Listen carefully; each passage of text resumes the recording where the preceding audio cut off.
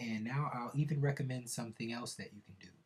So once you file your liens, you can also deed the property over to a trust. We'll also have some sample template documents at thctrust.org. Perhaps we'll have a quick claim deed. Um, and I'm not saying that that's the best deed to use, but hey, if you're trying to delay or avoid a foreclosure, you got to do what you can do. Now, deeding the property over to a trust, or you can transfer it over to a trust. Um, there's a couple of different uh, there's a couple of different benefits for doing that. And one of them is because once you deed it over, or once you do that transfer, whatever you do, whether you transfer it or you quit claim deed it, you bring the document down to the county recorder's office and you record it on the record. And usually, what that's going to do is that's going to update the tax record and it's going to update the ownership of the property, essentially taking it out of your name. So now, typically when a bank is foreclosing on a mortgage deed, it really, I know this is hard for some people to understand, but it really has nothing to do with the property itself. It has something to do with you, or the straw man account, let's say that. And typically what happens is, because they foreclose on you, they strip you of the collateral that's in your possession. So when you deed the property over to a trust or to a third party or some other company, the collateral is no longer in your possession.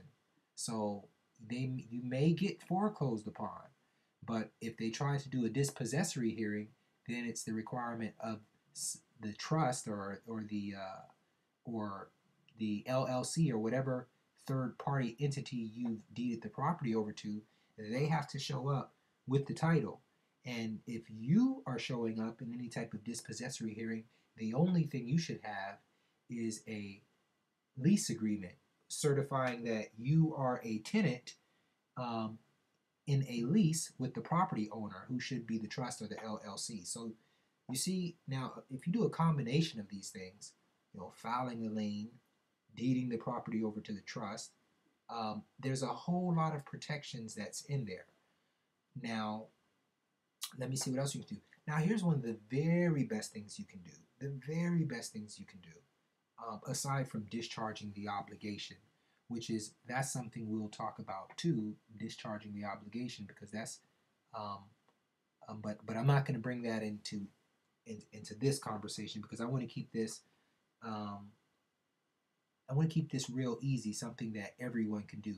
Now, the most important thing that you can do to buy yourself some time, and what you should be doing when you buy all this time, is studying a real permanent remedy, which that's something we can help you with at thctrust.org.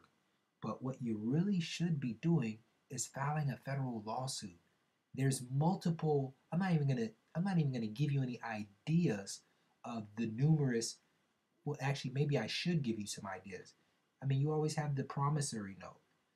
You always have the fact that they've sold the loan, that they will never produce the documents, the fraudulent assignments.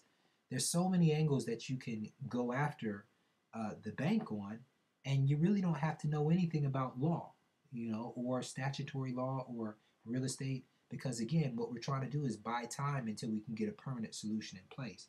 Now, if you pay the 200 or 250 or however much money it costs to file a federal lawsuit, you don't have to know anything about it, and you're going to at least buy yourself 4 months, possibly up to 6 months or even more than that. And all that time you can really spend researching or really putting quiet title action. That's something else you can do. So the list is limitless. You really shouldn't just sit at home and not do anything. Um, but definitely filing some form of a federal lawsuit would really be in your benefit because it's going to buy you a lot of time. Now, you can now you can think that I'm just, let's see.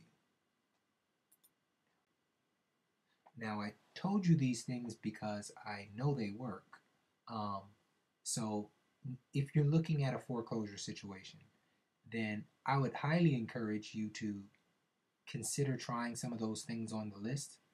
And while while those things are buying you some time, it's imperative that you learn how to do a proper and thorough administrative procedure, because that is really the basis for default in the bank to resolve things permanently, aside from discharging the debt and the obligations.